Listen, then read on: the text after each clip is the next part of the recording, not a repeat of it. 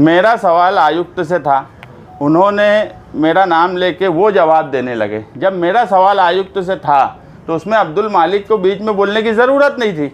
मेरा सवाल आयुक्त से था कि उप आयुक्त कर ने अगर ये बोला है कि 5100 लोगों को प्रभाग 1 में घरपट्टी नहीं बांटी गई, तो आयुक्त साहब बताएं क्यों नहीं बांटी गई।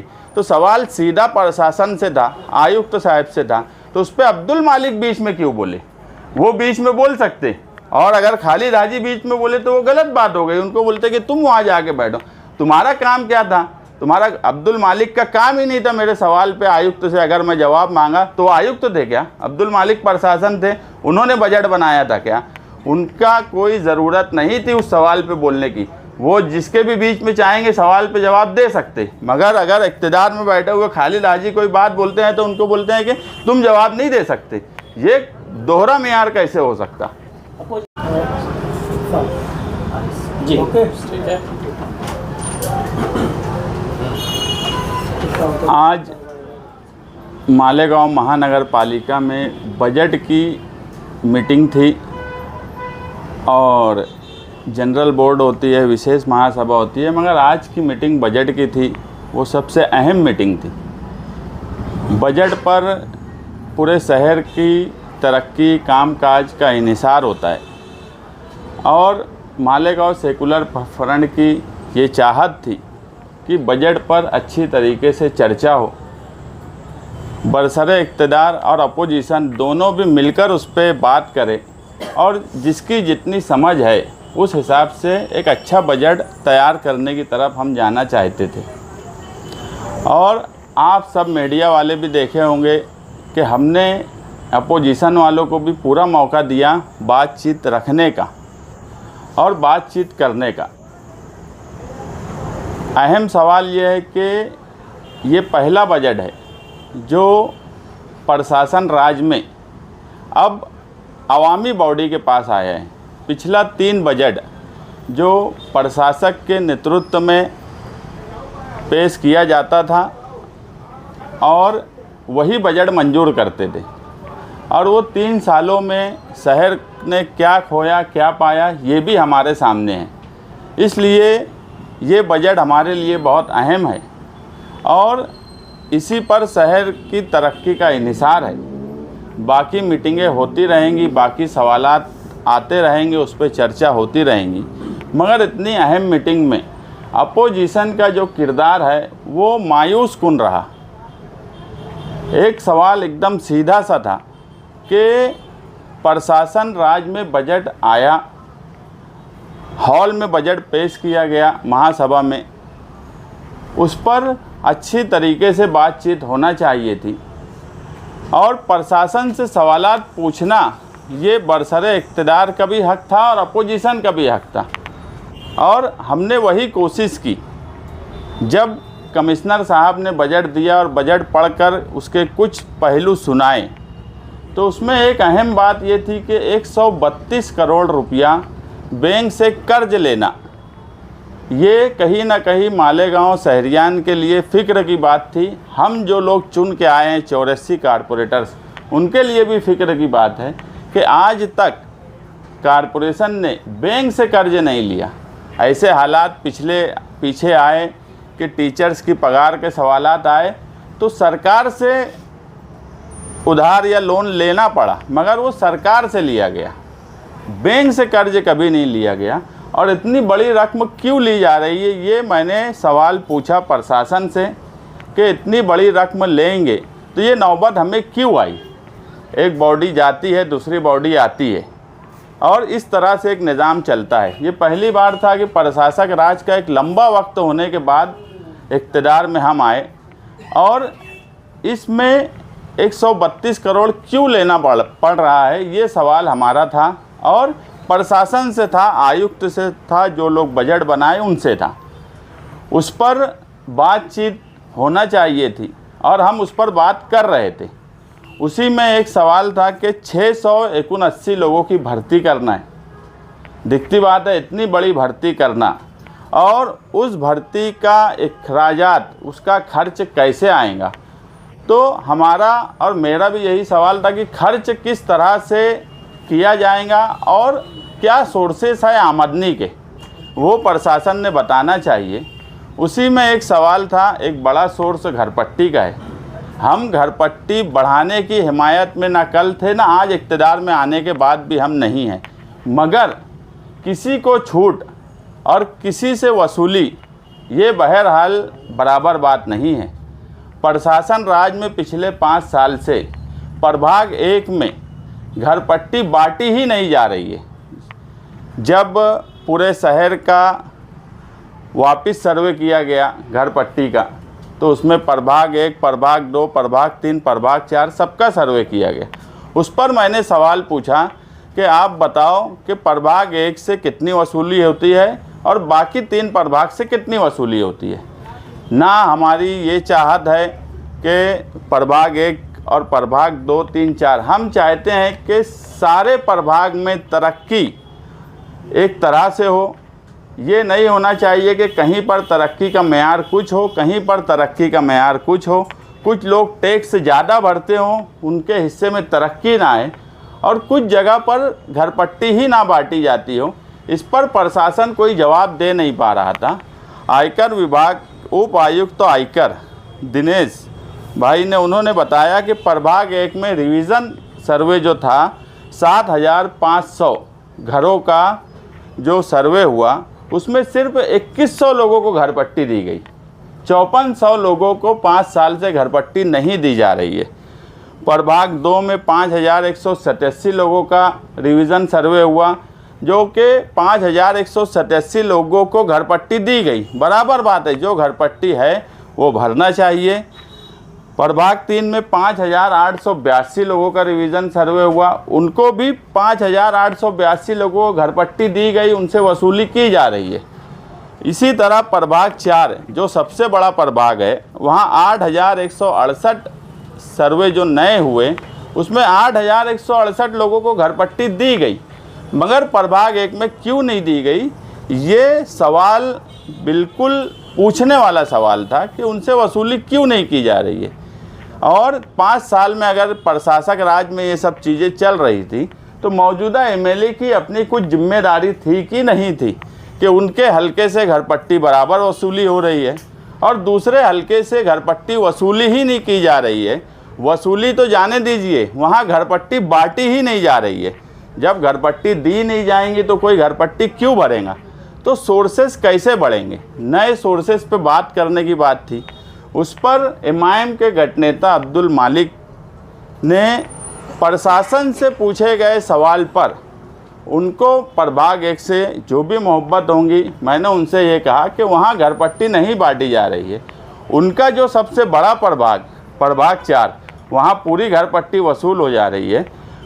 मुझे ऐसा लगता था कि ये हमारे साथ में प्रशासन से सवाल करेंगे, मगर प्रशासन की दिफा में आए और आज जो मिली जोड़ है फिरका परस्तों से एमआईएम की, वो जग जाहिर हो गई, सबके सामने आ गई कि प्रशासन से सवाल पूछा जा रहा है और प्रभाग 1 में 5400 लोगों को घरपट्टी बांटी नहीं जा रही है। ये सवाल पर अब्दुल मालिक ने मुझे काउंटर किया, जबकि उस पर मुझे काउंटर करने की कोई ज़रूरत नहीं थी। आयकर उपायुक्त ने साफ जवाब दे दिया कि वहाँ पर घरपट्टी नहीं बांटी जा रही है।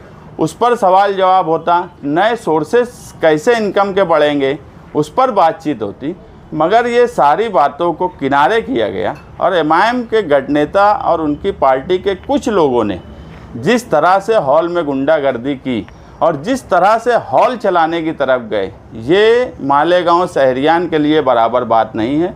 हम लोग मालेगांव शहरियान की ओर से चुन के आए हैं।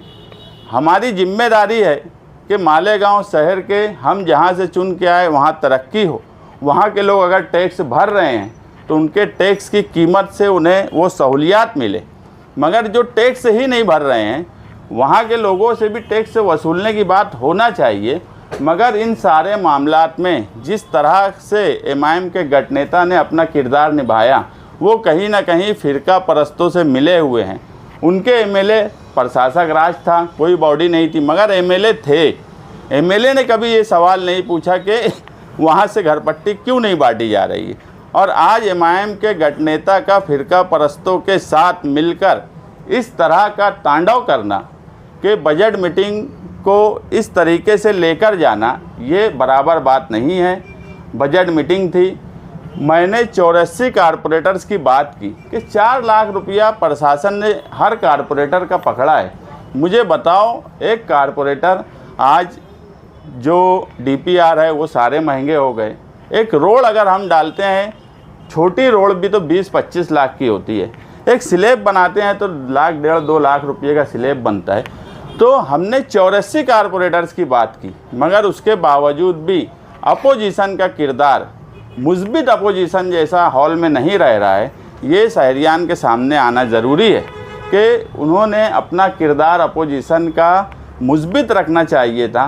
प्रशासक और फ़िरका परस्तों से मिलकर इस तरह से कामकाज करना, ये शहर की नुमाइंदगी नहीं हो सकती। हमने बजट आज पास किया और इंशाअल्लाह हम एक अच्छा बजट मालेगांव शहरियान को आसिफ शेख साहब की सरपरस्ती में और मालेगांव सेकुलर फ्रंट के तमाम ही मेंबरान, मेयर, डिप्टी मेयर एक अच्छा बजट बनाने की कोशिश करेंगे। क्योंकि आप खुद देखे होंगे कि जिस तरीके से बजट की कॉपी दी गई और उसमें जो खर्च बाजू और जमा बाजू हमने देखा, तो कारपोरेशन का खजाना खाली हो चुका है। हमारे लिए भी ये कांटों भरा ताज है। ताज तो है मगर कांटों भरा है, और उसको अच्छे तरीके से मालेगांव शहरियान की मुस्बित कामकाज, डेवलपमेंट किस तरीके से हो, वो कामकाज और वो बजट हम मंजूर करेंगे। बजट मीटिंग के बाद मुझे एमआईएम के भी कई कारपोरेटर्स का वहाँ मिले, कुछ लोगों ने फ़ोन भी किया और ये बोला कि यार तुम्हारी बात बिल्कुल दुरुस्त थी, तुम प्रशासन से सवाल पूछ रहे थे, मगर जिस तरह से तुम्हारी बात को काउंटर किया गया और प्रभाग 1 में घरपट्टी वसूलने की बात साफ़ होना चाहिए थी, वो साफ़ नहीं होने दी गई। मैंने ये सवाल भी उठाया कि 550 लोग मानधन पे कारपोरेशन ने लगाए हैं प्रशासक राज में, वो 550 लोग कहाँ काम कर रहे हैं, ये भी सवाल महासभा में पूछने की बात थी। प्रशासन उस पर जवाब देता था तो हमें समझ में आता कि किस प्रभाग में कितने लोग लगे हैं। क्योंकि जन्म दाखिले में जाओ वहाँ लोग नहीं, घर पट्टी विभाग में जाओ वहाँ लोग नहीं, यहाँ तक कि जितने खाते हैं कारपोरेशन के वहाँ पर कामकाज की कमी है, लोग नहीं है, मेन पावर नहीं है। साफ़ सफाई का निज़ाम पूरा प्राइवेट कर दिया गया है। यहाँ तक कि गटर से कचरा निकालने वाला भी प्राइवेट, कचरा उठाकर डेपो पर ले जाने वाला भी प्राइवेट, वो सारे मुलाजमीन प्राइवेट। सफाई के कारपोरेशन के कर्मचारी हैं, वो कौन से प्रभाग में काम कर रहे हैं। हमारा किसी प्रभाग से भेदभाव नहीं है, मगर सब प्रभागों के साथ इंसाफ होना चाहिए, यही मालेगांव सेकुलर फ्रंट चाहता है और इसी पर हम बात करना चाहते थे। मगर एमआईएम के गठनेता का तरीका ये मालेगांव शहरियान, ख़ास तौर से मालेगांव सेंट्रल के हक में बेहतर नहीं था। यही सवाल तो हमने प्रशासक से पूछा। अगर गठनेता एमआईएम के अब्दुल मालिक उस सवाल पर काउंटर नहीं करते तो आयुक्त को उस पर जवाब देना पड़ता। उन्होंने क्यों प्रशासन को बचाया, वो क्या चाहते थे ये वही जानते हैं। ये सवाल उनसे पूछना चाहिए कि एकदम साफ जवाब था। और प्रशासन का एक आदमी उप आयुक्त कर जब ये बोल रहा है कि 5100 लोगों को घर पट्टी नहीं बांटी गई है वहाँ, तो उस पर आयुक्त का जवाब लेने के बजाय एमआईएम के गठनेता ने जिस तरह से दफ़ा किया, ये कहीं ना कहीं फ़िरका परस्तों से मिली जोड़ थी। सोशल मीडिया पर अब ये भी चल रहा है कि अब्दुल मालिक मेयर बढ़ती हुई घरपट्टी के खिलाफ बोल रहे थे और इस्लाम पार्टी के कारपोरेटर ने गुंडागर्दी की। सोशल मीडिया पे क्या चल रहा है ये अहम सवाल नहीं है। आप सब लोग महासभा में थे, महासभा में ये बात बताओ कि ये सच है क्या। प्रभाग 1 के ही सवाल पे वो मुझे काउंटर किए। मैंने कोई गलत सवाल पूछा क्या कि प्रभाग 1 में 5100 लोगों से घरपट्टी क्यों बांटी नहीं जा रही है, वसूलने की बात तो बाद में आती। तो ये तो प्रभाग 1 में लोगों को बचाने की या प्रशासन को, वहाँ के अधिकारियों को बचाने की कोशिश अब्दुल मालिक गठनेता ने की। उन्होंने प्रभाग 2, प्रभाग 3, प्रभाग 4 के ताल्लुक से कोई बात नहीं बोली। वो क्या चाहते थे ये उनको ही मालूम। मगर कुल मिला के जो बात समझ में आती है कि फ़िरका परस्तों से मिली जोड़ करके अगर हॉल वो चलाना चाहते हैं तो क्लियर बोल दें कि हम फ़िरका परस्तों के साथ हैं। छुप कर फ़िरका परस्तों का साथ देना और इक़्तिदार में रहने वालों को काउंटर करना, जबकि तमाम ही लोग अगर मेरी बाइट या मैंने जो हॉल में बोला, मैं 84 कारपोरेटर्स के ताल्लुक से बोल रहा था कि 4 लाख बजट देकर 84 कारपोरेटर्स को मिलेगा। उसमें मैं ये भी बोला कि अपोजिशन के लोग भी हैं, इक़्तिदार के लोग भी हैं, तो काम कैसे किया जाएगा, तो सोर्सेस कैसे बढ़ेंगे। एक अच्छे माहौल में मीटिंग करने के बजाय जिस तरह से गुंडागर्दी की जा रही है, ये तरीका सही नहीं है। सोशल मीडिया पे कौन क्या बोलता है वो जाने दो, सबकी आंख खुली है, सबके कान सुन रहे हैं, सब देख रहे हैं। आप सारी मीडिया वहाँ मौजूद थी कि किस सवाल पे अब्दुल मालिक ने काउंटर किया। मेरा सवाल आयुक्त से था, उन्होंने मेरा नाम लेके वो जवाब देने लगे। जब मेरा सवाल आयुक्त से था तो उसमें अब्दुल मालिक को बीच में बोलने की ज़रूरत नहीं थी। मेरा सवाल आयुक्त से था कि उप आयुक्त कर ने अगर ये बोला है कि 5100 लोगों को प्रभाग 1 में घरपट्टी नहीं बांटी गई, तो आयुक्त साहब बताएं क्यों नहीं बांटी गई। तो सवाल सीधा प्रशासन से था, आयुक्त साहब से था, तो उस पर अब्दुल मालिक बीच में क्यों बोले। वो बीच में बोल सकते, और अगर खालिद हाजी बीच में बोले तो वो गलत बात हो गई। उनको बोलते कि तुम वहाँ जाके बैठो, तुम्हारा काम क्या था, तुम्हारा अब्दुल मालिक का काम ही नहीं था मेरे सवाल पे आयुक्त से अगर मैं जवाब मांगा तो आयुक्त थे क्या, अब्दुल मालिक प्रशासन थे, उन्होंने बजट बनाया था क्या। उनका कोई ज़रूरत नहीं थी उस सवाल पे बोलने की। वो जिसके भी बीच में चाहेंगे सवाल पे जवाब दे सकते, मगर अगर इक़्तिदार में बैठे हुए खालिद हाजी कोई बात बोलते हैं तो उनको बोलते हैं कि तुम जवाब नहीं दे सकते। ये दोहरा मियार कैसे हो सकता।